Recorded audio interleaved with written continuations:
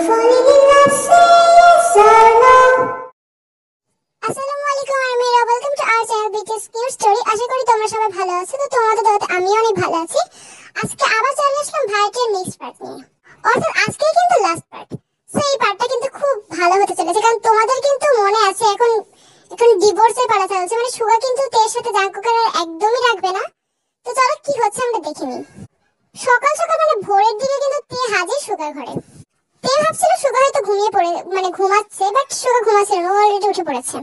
আরে তে তুই ভালো হয়েছে তাড়াতাড়ি উঠলি, তাড়াতাড়ি রেডি হয়ে নিবি, ঠিক আছে? আমার যেন বলা না লাগে। ভাইয়া তুমি কি দ্বিতীয়বার একটু ভাবতে পারো না? মানে একটু ভুলই তো করেছে, শুধরে যাবে। দেখতে তোর এসব ফালতু কথা না এখন আমি আর শুনবো না। আর চেঁচাতে বাধ্য করিস না, জিমিন কিন্তু ঘুমাচ্ছে বুঝেছিস।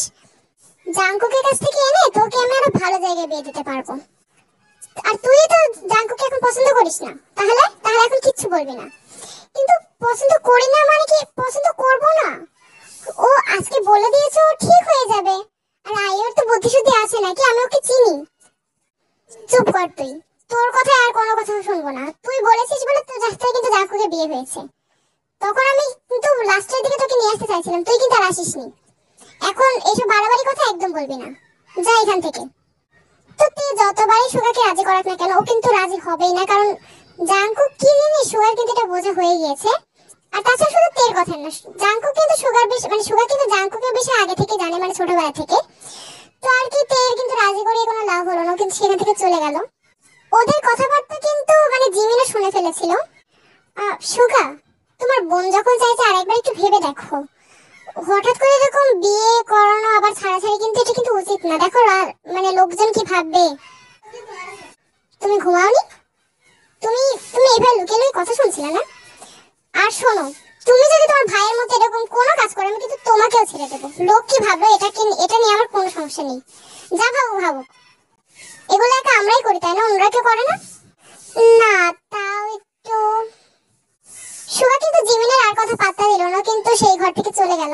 অন্যদিকে জাঙ্কুকদের ঘরে জিন আর আরেম।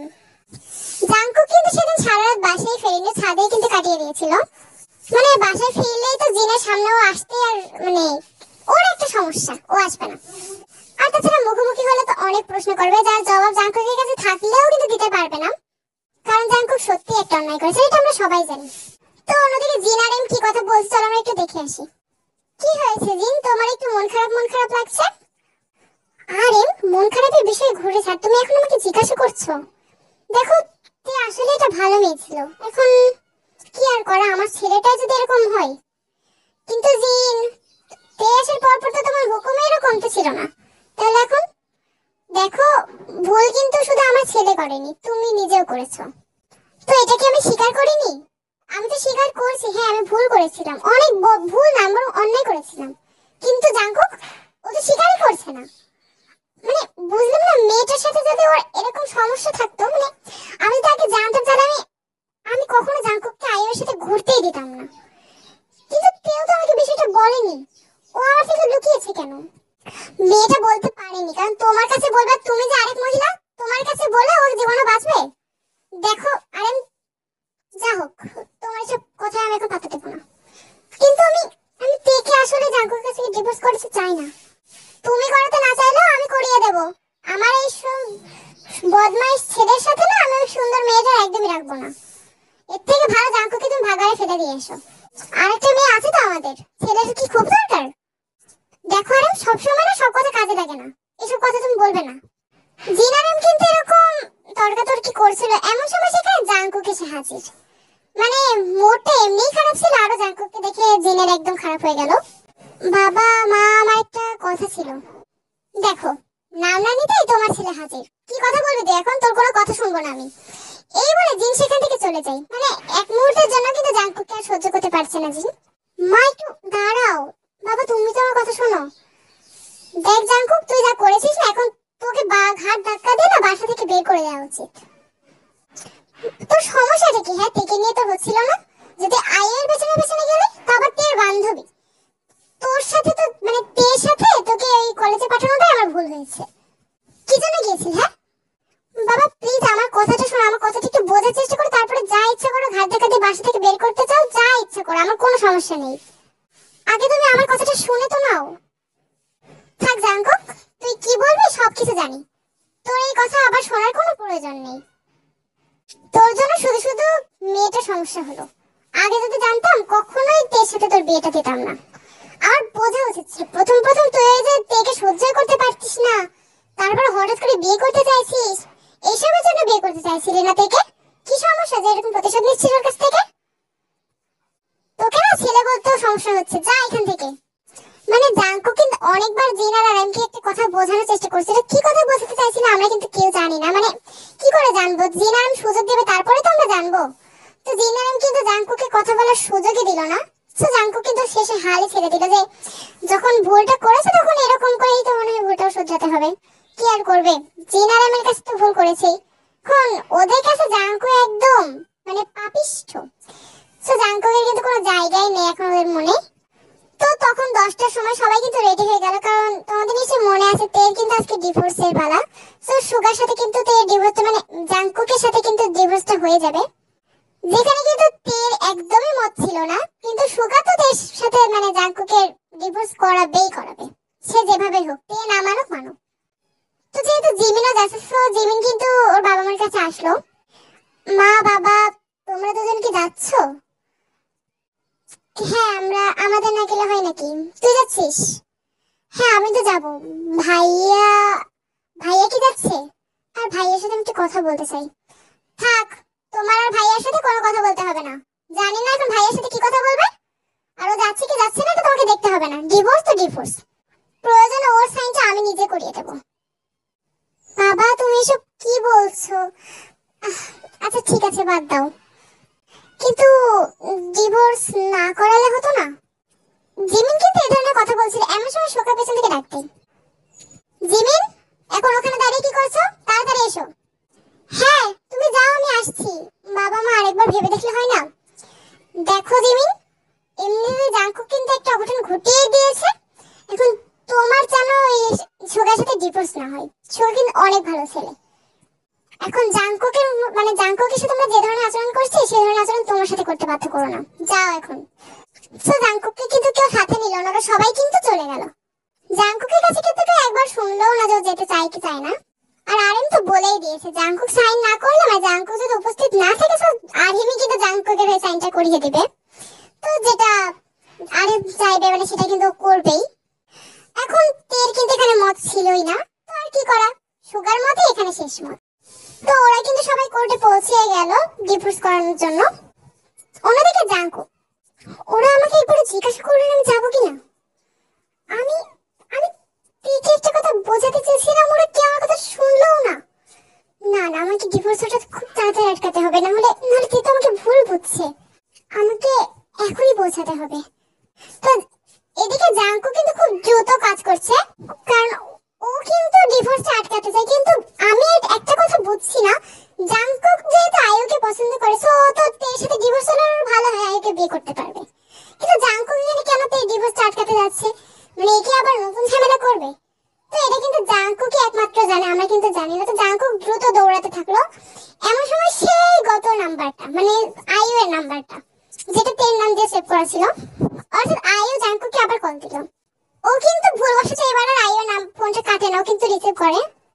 জাঙ্কুক কি হয়েছে? তুমি বারবার কাল থেকে আমার নাম্বার কেটে যাচ্ছে, আমার ফোন কেটে যাচ্ছে, কি কারণে? আমার কি তোমার সাথে কথা থাকে না? কি হয়েছে ওখানে বলো তো? আয়ু তুমি থামো, আর একবার যদি তুমি আমাকে ফোন করেছো। জাঙ্কুক কি হয়েছে তোমার? এসব বলছো কেন তুমি? ও আমি জানি তে তোমার ব্রেন ওয়াশ করে ফেলেছে তাই না? আমি সবকিছু জানি। তুমি কোথায় আছো আমাকে বলো, আমি এখনই আসবো। তোমার জন্য এখানে সবকিছু নষ্ট হতে যাচ্ছে আর তুমি এখানে আসবে আবার, আর আমি তোমাকে আবার আসতে দেবো?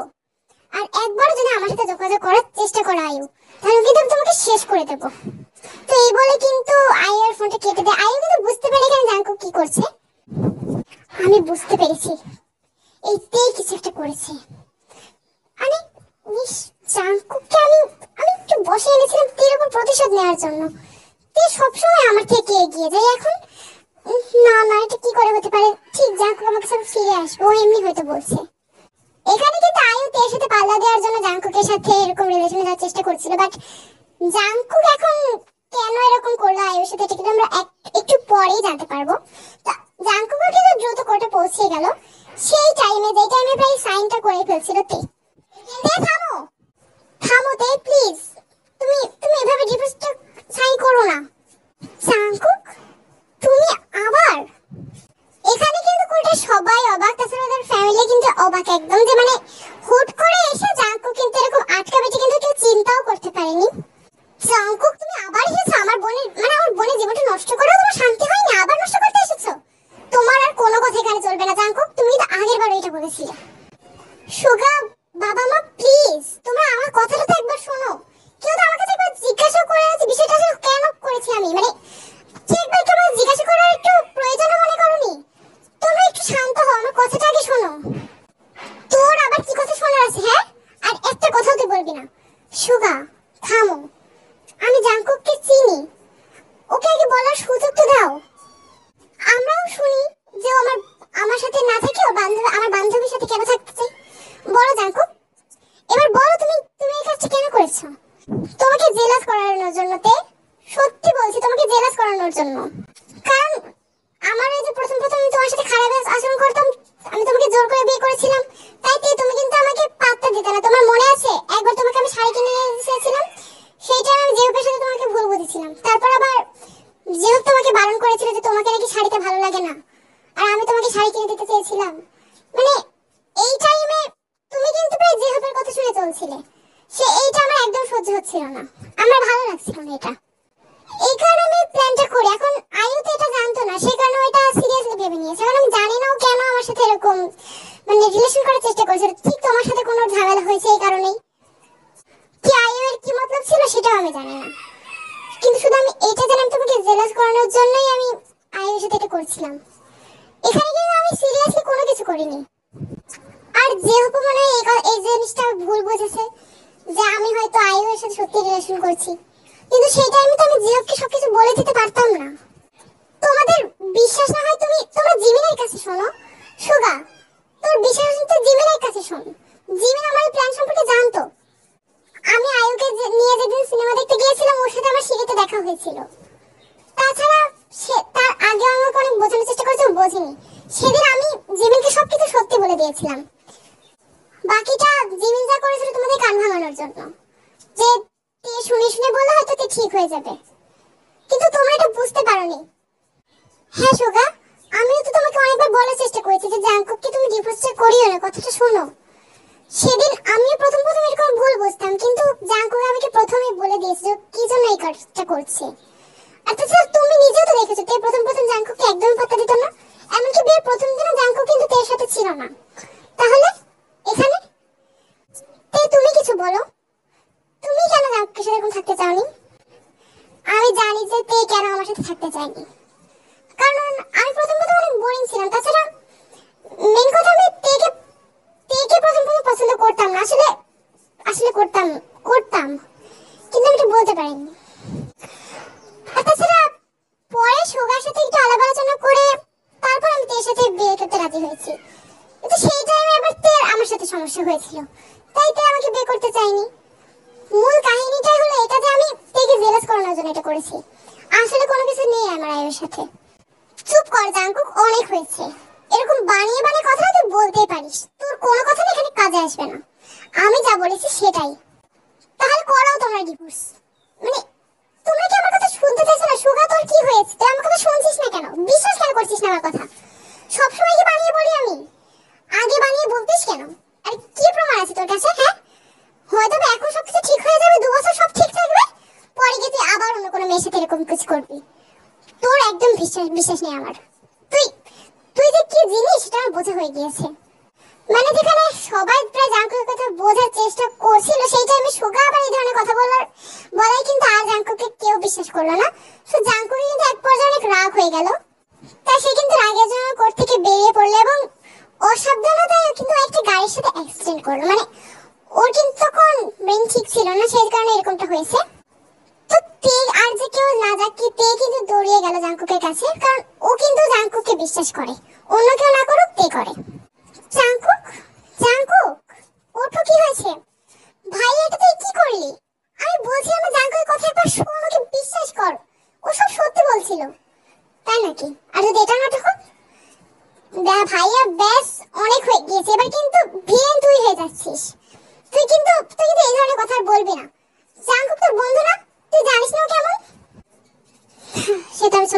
জেনে আসছি।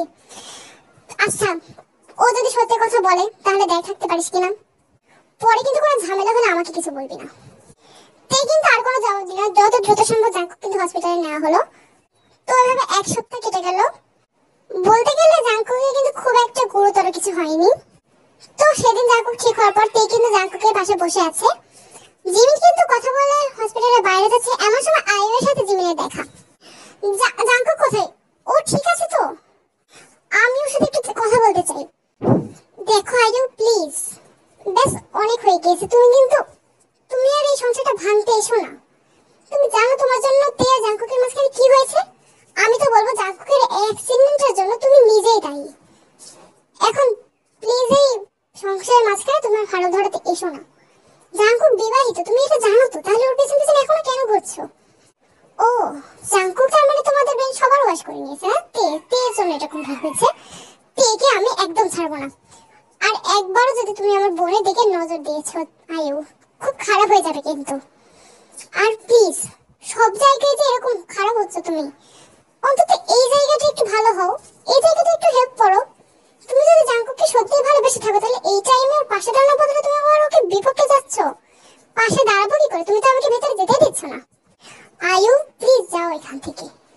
দয়া করে এখন আর তে সামনে এসে ও মনটা আর খারাপ করিয়ে দিও না। তে তে এই মুহূর্তে কিছু বলতে পারে না বলে, ও প্রতিবাদ করতে মানে প্রতিবাদ করতে পারে না বলে তুমি এখন এখানে আছো। ও ঠিক আছে, আমি না হয় আজকে যাচ্ছি, কিন্তু কি ভেবেছো অন্য জায়গায় বাঁচবে আমার থেকে? ভুলে যেও না, জাঙ্কুক শুধু আমারই। তো এটা বলেই কিন্তু আয়ু সেখান থেকে চলে যায়। মানে আয়ু তো সবসময় এটা করে, এটা কিন্তু পাত্তা দেওয়ার মতো কিছু না। আচ্ছা ঠিক আছে, আমরাও মেনে নিলাম যে জাঙ্কুক আয়ু, তার তের কে? জাঙ্কুকের সবকিছুই কিন্তু তের, মানে জাঙ্কুক কুকি জেকে সবই কিন্তু তের। সো তে থাকতে কিন্তু আয়ু ভাগ বসাতে পারবে না। অন্যদিকে জিমিন গেল মানে জাঙ্কুক আর তের ঘরে, মানে জাঙ্কুকই কেবিনে। জিমিন কে এসেছিল? আরে কেউ না, ওই একজন ভিখারি এসেছিল, আমি টাকা দিয়ে দিয়েছি। ভিখারি? জিমিন তুই কি ঠিক বলছিস? হসপিটালে তো ভিখারি আসার কথা না। আরে জাঙ্কুক, তুই না মরে গেছিলি, মানে তোর না সমস্যা? তুই শুয়ে থাক। কে বলেছে হসপিটালে ভিখারি আসে না? আসে। অনেক প্রকার কিছু প্রকার ভিখারি আছে যারা হসপিটালে আসে। চিন্তা করিস না, আমি টাকা দিয়ে দিয়েছি। আচ্ছা তো ঠিক আছে। তো তে এবার কি বিশ্বাস হয়েছে তোমার, নাকি আমি আরেকবার অ্যাক্সিডেন্ট করব? ও তার মানে ইচ্ছা করে অ্যাক্সিডেন্ট করেছিলে তুমি, তাই না? বুঝতে পেরেছি ভাইয়া।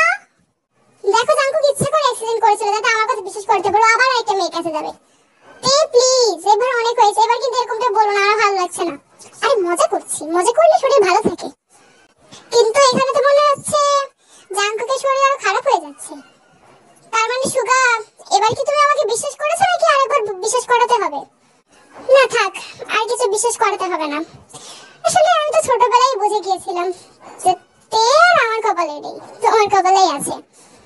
কিন্তু তে তো প্রথম থেকে তোর কপালে, তাই না সুগা? আচ্ছা ভাইয়া জাঙ্কুক, তোমরা কার কপালে কি কথা বলছো? আমি কিছু বুঝলাম না। মানে আমি সুগার কপালে না জাঙ্কুকের কপালে, ঠিক বুঝলাম না। না তে কিছু না, সেই কপালটা আবার বাদ দে, একমাত্র তুই জাঙ্কুকের কপালেই আছিস। আমি শুধু এটা বলবো, আর কোনো ঝামেলা ছাড়াই জাঙ্কুক আর তে এবার তোমরা একসাথে থাকো। দেখলে না, যখনই আলাদা হলে সেই টাইমে চলে এলো ভিলেন। সো বলছি আলাদা না হয়ে এবার একসাথে থাকো, একদম আমার আর জিমিনের মতো। চুপ করো সুগা, প্রতিদিন আমার সাথে ঝগড়া করে আবার বলছে আমাদের মতো থাকতে।